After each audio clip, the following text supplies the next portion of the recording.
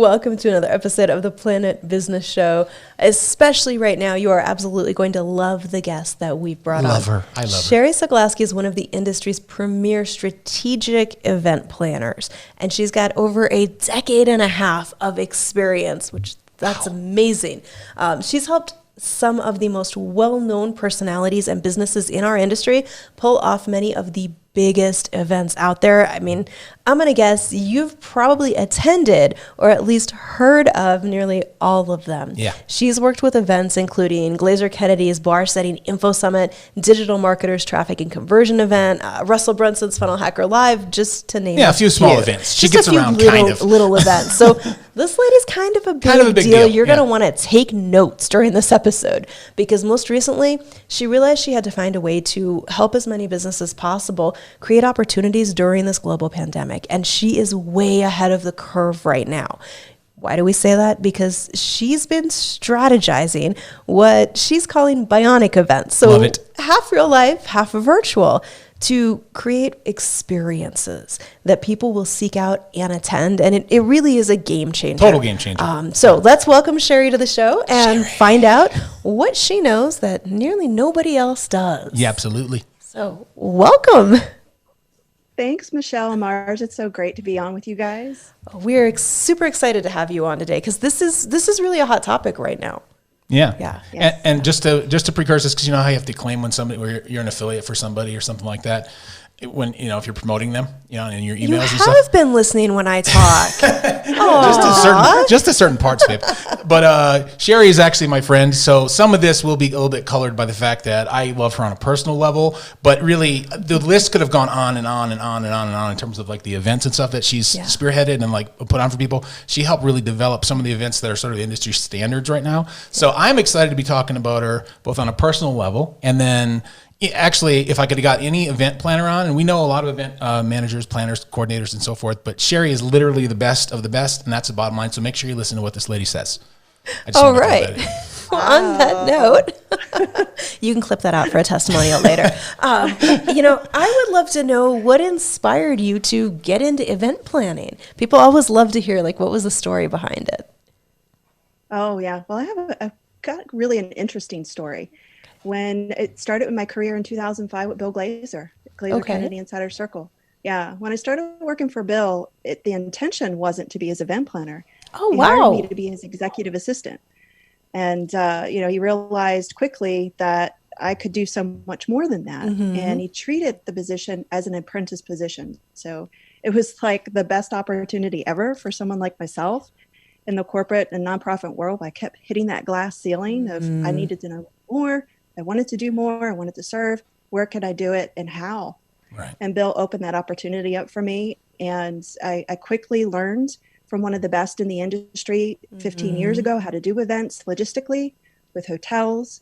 And then I learned on site, like hands-on learning for me is the best way. And I think for most people, they find it that way too. And when I was being Bill's assistant and his event planner, it gave me a wonderful opportunity to be behind the scenes with everything and to learn the A to Z from it. I'd say, and just throw this in because you and I have a similar thing here in that Bill is one of my biggest mentors. He used to take me, and I don't know why, but he used to take me on his actual consulting things. Like I probably went on a dozen consulting things with him where he would take me into his clients' things and have me kind of co-consult. And I realized what a horrible consultant I was before I worked with Bill. I was like, oh my gosh, I thought I was great. I'm not, because Bill had it dialed in. He had everything in place. He knew how to manage them, keep them happy, but also, keep them, it's like herding cats sometimes with clients. And I learned so much from being in the mix and behind the scenes. And that does explain, he only does that with certain people. Okay. And I know why he did it with her. I don't know why the heck he did it with me. I can't figure it out. But at the end of the day, that's one of the things I do think that's one of the things that not only makes you a great event planner, which there's a lot of people who know how to organize events and so forth, but there's very few people who get how to make them experiences that also sell stuff, that actually generate, sales and then make the events profitable. That's a totally different thing. And Bill really is good at putting that into your DNA. So I just, that had to be a really cool way to get started with it. It definitely gives you a different background. Yeah. A very different background. I came from the corporate nonprofit world. The only events that I ever did was like board meetings and Christmas parties. So it was like, okay, I'm going to try it. And all this language being floating around in the mastermind meetings that he did. And I was a fly on the wall. I didn't know what info marketing was. I didn't know what digital world was, or online, offline. I'm like, what's tchotchkes? What's direct mail pieces? Like, what is this? But I started to learn, and a lot of knowledge came into my brain, and it just stayed there. And then hearing other people learning and growing was an education for me that I can now take to my clients and say, look, I've seen it. I've heard it. I know what works. I know what doesn't work. And the whole mindset that Bill had of, it doesn't matter if you're a chiropractor. If you see someone successfully marketing in the chiropractic world, take that, put it in your dental practice. Yeah. And it's going to work for you. And I have that same mindset when I'm working with my clients. It's like, what's your purpose? What's your end result game? And then let's figure out it together. Yeah. That's what's fun about it. Yeah, that definitely gives you a deeper level of expertise than just the here's how we handle hotels and events part of it. You understand the strategic marketing and sales side of it. That's what would really you say, cool. just out of curiosity, what would you say so far? And I know you wouldn't say this, so I didn't pull it out of you. This is one of the reasons why I made sure it was in the questions. But what would you say of all the events you've done, and really they've been the biggest events in the industry that you have? That's where we met, was at funnel hacking. I mean, big events. Right. So what would you say the top 2 or 3 where you were just like both, I don't want to use the phrase proud, but let's say proud, like felt blessed that you were able to pull it off, and also just like blown away that it even was able to be pulled off given all of the variables and all that. Give me just maybe 1, 2, or 3 that you're like, couldn't believe that one worked out the way it did, and what worked about it. I would say most definitely Funnel Hacking Live is probably one of my most favorite that I was involved in. I started with Russell, his very first one. Gosh, how many years ago has it been now? Like 5 or 6 years ago. And I helped him for the next 4 before he got huge. Like right now he's over 5,000 or so people. So now he's got his own internal team that handles it. Right. But it was a proud moment for me because of all, we understood the language. Yeah. And he knew what he wanted to do. So it was a matter of me now working with his team and getting them to understand what had to happen so that the experience, as you said, Mars, was delivered. Yeah. So that was probably one. Another one is actually being super involved from the very beginning all the way through on a consulting basis, not just the event planning part of it, and strategizing with the client to make everything kick off so well and making it an experience. If I say the name, most people aren't going to know who it is. So I'm just not even going to worry about saying the name, but it was in the dental industry. Oh, okay. And, it was all about the experience in the dental industry for what my client was trying to deliver, and coming up with a way so that it was profitable and people were like, they were signing up before the end of the event. So there's many different people that I've worked with over the years, but the big ones like, Russell Brunson and Ryan Dice, I can't take credit for running TNC because that's by someone else, but I have been there to help. And I worked with Ryan and his team back in 2013 and helped that group go. Yeah, he's got an awesome team. They've done a great job with it. I just want, to me, I think like one of the things, your personality is very similar. Michelle and I were talking about this before we went live, but your personality is similar to hers in that she's done amazing things too. And if I don't tell other people about it, they just don't know. And what's cool is that means people are really going off your character. When they choose to work with you, it's because they genuinely like you. And it's not necessarily because you're boasting about things that you've accomplished or that she's boasting about things that she's accomplished. But for me, it's important. I want people to know that both of you, but right now, this is about you, are amazing and that you've achieved these things that like they're industry changers. They change the way that people did, and the Glazer Kennedy events too. You spearheaded a lot of those GKIC events. Yes. Was it? There's Info Summit, and then what's the other one? The other one's Super Conference. Super Conference. Those are huge events, and Digital Marketer modeled that, and in the traffic and conversion. And so the way that you did things, people might not even realize. It's kind of like me with launches. I don't even care anymore. Like I used to go, I started that. I did that first. It doesn't matter anymore. Imitation is the sincerest form of flattery, like they say. But I want people to know how much of their understanding and DNA that they have from going to these events. Actually, you're like a huge source of it, because like, sure, Russell's amazing on his own and Ryan's amazing on his own, and Bill and Dan are legends, but like your DNA, your sort of like psychological and like spirit kind of is infused in all those events, and therefore everybody who's gone to them, it's in their sort of feeling and expression of those events. And that's important for them to understand it, because when we talk about this Bionic event thing here, I want them to understand that the same way you spearheaded a lot of things that changed the industry to what it is now, well, it's always time for an update at some point. And right now, God, nature, whatever you want to call it, has handed us that moment, and the world is going to stop ending at some point. So what I kind of wanted to do is, there's probably one question before we get specifically to the Bionic. There's several, yeah. Yeah, but I want to make sure we hit the Bionic event one, because that one's important to me. You've thrown my questions out the window Sorry. here. No, you're not.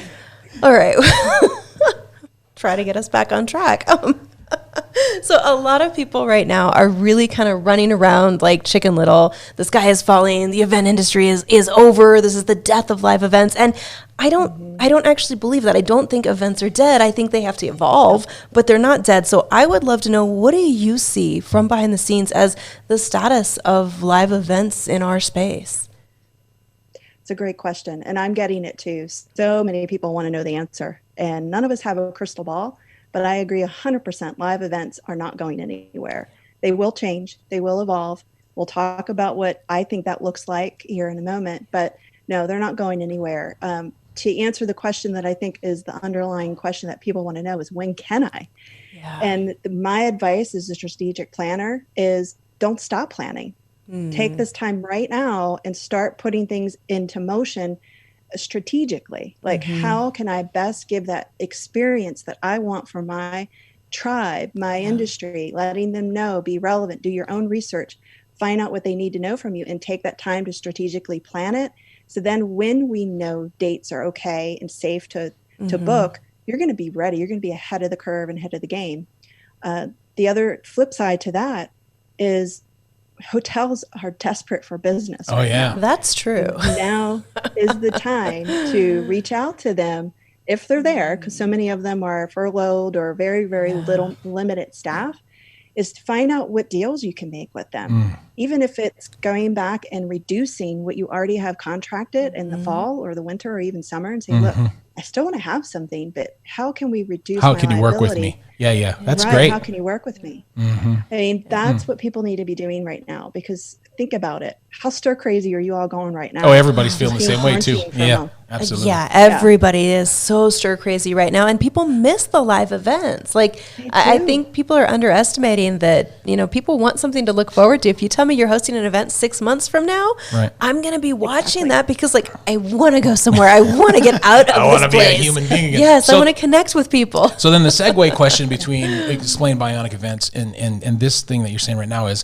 what do you see sort of to set up the concept of the half virtual, half real life event? What do you see as the interim phase as things go back to sort of the new normal? Like when the pandemic ends, if it's 6 months from now, a year from now, 3 months from now, it doesn't matter. What do you see happening in the interim period? Because while we were having a conversation the other day, Sherrie and I, and she said something. I have talked to Michelle? What have we done? Talked to 12 or 13 event planner type people in the last few, because everybody's coming to us going, we need you to stream. We need to go virtual. Yeah. And I'm like, and I get live events kind of well enough to get the gist of it, but your understanding of the sort of core of it is not, it's unparalleled. It just, bottom line, is unparalleled. She'll never admit to that, but it is. It really is, because I know everyone. So what do you think is going to happen sort of between now and when it's kind of okay for everybody to go out? Because you said something on the phone the other day about how people are going to feel and event attendance between now and sort of the new normal. It's 3 months, 6 months from now. What do you think is going to happen? What does the interim look like? What does the segue look like? I think the segue looks like anybody and everybody who has done events or wants to do events should do some sort of virtual format right now. Okay. That's the step number one they need to do, whether it's a webinar, live stream, doing some sort of virtual day, or getting on Facebook Live, a YouTube concept, anything that you could possibly think of, you should be doing it virtually, just so your audience still knows you're relevant and you're still there, and you build upon that. You're going to not only be in front of your own industry, but you're also going to give yourself an opportunity to grow your tribe, because then they're going to say, look, Sherrie knows what she's talking about in this regard, so I'm going to refer her to you. Take a look at her video. Take a look at this. And it's your great segue into the live.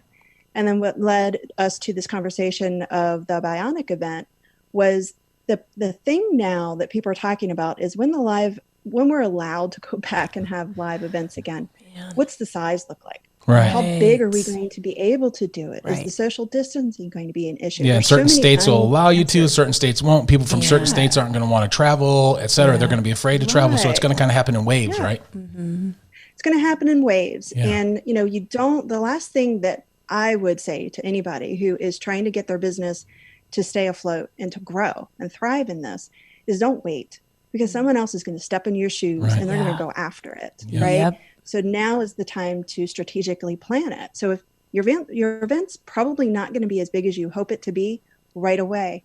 And that's okay, because no one else is. You mean the live attendance, right? but you're talking about the live attendance, the people live. butts in seats at the The actual live event. attendance. Mhm. Yeah. And so that leads us into the Bionic event concept, which you were already thinking about. And I said a different word, and then now it's this, but like at the end of the day, what does it look like, and how do you foresee, with your sort of like sage understanding of how events work, and also enough of an understanding of the digital universe, since you've done all these digital marketing events, what do you see as the sort of what is the Bionic event, this sort of real hybrid, because everybody's throwing that term hybrid around like a old rag doll, but like what is the real Bionic event? Half human, half machine, half man, half real life, half virtual. What does that look like? Like how does that look? And talk to people kind of about like what we talked about, but also what's in your head, and even elaborate more than if you can, more than what we got to. Yeah. So the big problem, I'm going to use the P word here, the big problem with virtual is the networking ability, the feeling like you have that experience that you would not normally have in a live event. And that's why we all think live events are never going to go away. So the Bionic term that you and I talked about the other day, Mars, was trying to allow the people that have to attend virtually the most experience as possible, so that they feel like they're actually part of the event from very beginning to end.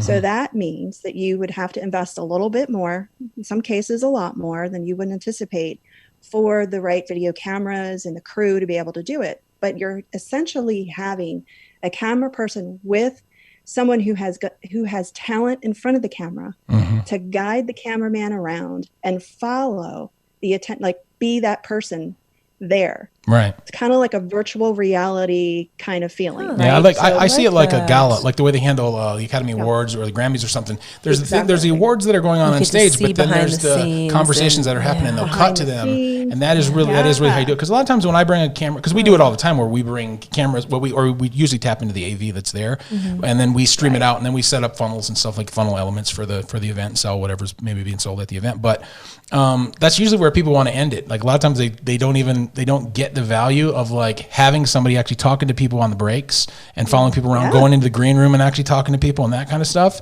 And that's the kind of stuff you and I were talking about, which is like, that's really how you, and also that the other thing is like, I'll tell you who did a good job with this is Bob Proctor. I love Bob. He's a friend of mine, and he's the one that listened to me the best. He actually has a camera on his stage at his event, and it's about the size of like a 7-year-old kid. It's about the height of a 7-year-old kid, right? This camera, and it's looking up at him, and he talks to that camera as much as he talks to the live audience, because I told him something one time when we converted one of his events for him. And we did a big live stream with him. And basically, I said, I tell everybody this, Bob, and they kind of just sort of halfway do it. But here's the thing. And we were talking like eating sandwiches on, like before we went live or on one of the breaks or something. I said, you have to think about it like when you make eye contact with anyone in the room, you're looking at one person at a time and making like a connection with them, right? But when you look at that camera, and we had like 10,000 people or something like that on when we did his thing. Basically, I said, you kind of got to think of it like you're talking to 10,000 people one-on-one. And he was like, oh. And I said, you literally need to place that camera, because I placed it sort of like he did, but he did a better job than me of where he placed it. But I gave him a specific camera that was the one that he was to talk to when he was, and seeing that as a human being and making that kind of connection with people in the virtual sense. Most people think that virtual doesn't work largely because they're just comfortable doing it sort of the status quo way, and they haven't taken it upon themselves to think like you're thinking right now, right? Yeah. So that's important. That's why I like going and having going into the green room, going into some breakout rooms, even having virtual breakout rooms, that kind of thing. But then also getting in there and kind of mixing it up and giving a taste of what's in those rooms and stuff. It really does make people feel like they're there, even though they're sitting in the living room or they're at work watching when they're not supposed to be, or whatever the thing is. But that's how you actually do it. And what you're saying, you're the only event manager, event coordinator type person, event planner, event strategist, because that's really what you are, that I've talked to who gets it. And I've talked to a lot of them. A lot of them are going to be like, I understood it, but I'm telling you, you're the one right now that when we talked about it, I was like, she actually understands what the heck what I'm saying, because it's been hard for me to get anybody, like people who we actually stream their events for them. There's only been a handful that think of it as anything other, sort of like an auxiliary thing. Yeah, there's some cameras in the room, we're streaming, versus like talking to the camera and having somebody rove around, like you just said, and actually make connections with people, ask them what they're liking about the event, ask them what their biggest takeaway is, because that's what really makes them fall in love from a distance, you know? There's so many things that you can continue to add through the virtual experience at the event. I mean, the person behind that and, in front of the camera, talking virtually with these people, having these questions, that person could even go off into the green room when nobody else is there and saying, okay, how about on a break? How about you and I interact? Tell me what you thought of the last speaker. What questions do you want me to ask them? It's like you're creating, I mean, there's so much that you could do that you're going to create an experience for them, unlike they would have gotten in some cases at the event. Actually at the event, because they're not going to the green room. Because it's almost like a VIP for the virtual audience. They get to see for more. The microphone. They get an opportunity to ask a speaker a question. Yeah, that's what you call bionic right there, folks. That's the brilliance of it. And so she was talking this stuff through with me the other day. We were on a call, and it was supposed to be like a 10, 15-minute catch-up call, and just like I wanted to say, hey, how you doing, that kind of thing. We ended up talking. It was like 55 minutes. It was a long call, and it was my favorite call that I've had probably in 5 or 6 weeks, because I walked away from it going, I hadn't thought about that. Oh, that's a good point. Like, I'll start some of the things that you're talking about, even like whatever I'm working on, I'm actually going to think about it that way, because I hadn't really thought of it. Right now, though, what's great is people are they're put into a space where they have to think. Thank you that they have to. This is one of the opportunities that's now presented itself. Every single problem always comes with opportunities, and winners, successful people. That's the main thing I've always noticed. They're determined, and when a problem arises, they try and find the opportunity in the problem, right? Because every problem, just like every opportunity has problems, every problem has opportunities. Those are the same things. So anyways, I'll let you kind of wrap, babe, because I don't want to keep her too much longer. And we are going to do this, though. I want to do a private, longer deep dive with Sherrie, where she actually walks through some of the beats of what she knows about event planning and about strategizing events and so forth, and sponsorships and all the things that she really knows and understands. And would you do that with us at some point, Sherrie? Because I'd love to put it in the Planet Business membership site and then show people how they can get go deeper with you and some of the things that you offer. But that was all I wanted to say. Oh, hold on one second. I want to give myself. Okay. Wow. There you go. People thought it was funny. You didn't. You thought that was funny. Okay. Or maybe it was worth applause. I don't know. All right. So this is what I was saying about the sound effects button. That's right. I keep them out of her reach. She'll stop them every time if I let her. Right. Well, what I've found interesting about this conversation, and hopefully what you guys are taking away from it, is this is a chance to get creative. This is a chance to look at, okay, yeah, things have changed, but that's not a bad thing. There are ways to actually make this work even better than what we were doing before this happened. And this is somebody who can help you figure out, what does that new event model look like that really will be even more effective than anything you've done leading up till now. And you said that so much better than I did. So why don't I get applause? Okay, here, I'll give you some. 1 second.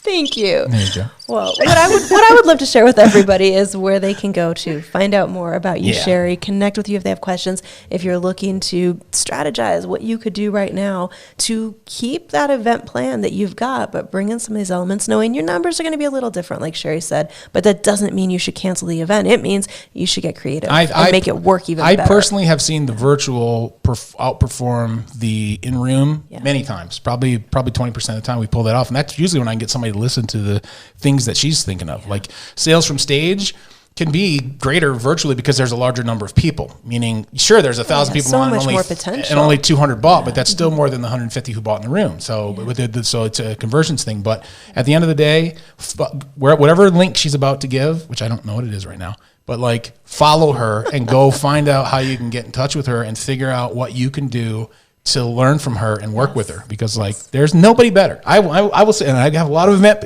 and they're going to watch this and they're going to go, wait a minute, I'm saying it out loud to the whole universe. Sherrie Sokolowski is the absolute best at what she does, and what she does is very nice, unlike Wolverine. So Wolverine says isn't very nice. I thought that was funny, and I'm going to give myself some more laughter. That's it. All right. There will be a link near where you are listening or watching this today. theplanetbusiness.com/bionic event will take you to Sherrie's website, where you will get access to a free report. If you want to tell us about that. Ooh, free report. Yes. Yes. So the free report is 7 things to avoid when you are trying to plan your own event. 7 budget busters. Oh, I need to know what those are. That seems really important to know. All right, so make sure you click that link near wherever you are watching or listening, grab access to that report, and reach out to Sherrie. You can find her on social media, through her website, and ask her the questions that are on your mind about what to do with your events, whether this is the first event that you're planning, get it right the first time, or whether you're looking to take what you've been doing and make sure it works even better in our new abnormal. The new abnormal. That's it. All right. All right. I think that's so. Sherrie, thank you so much for taking the time out, because you're busy 24/7, and for being here, and thank your family for borrowing you to us for a moment. And I will we will both circle back around, and then we'll do something in the membership that will give you more of Sherrie, and then also you can find out how you can work with her, more directly and stuff, and learn what she knows directly from her, because she's the best. I said it. And with that, I'm going to stop the recording.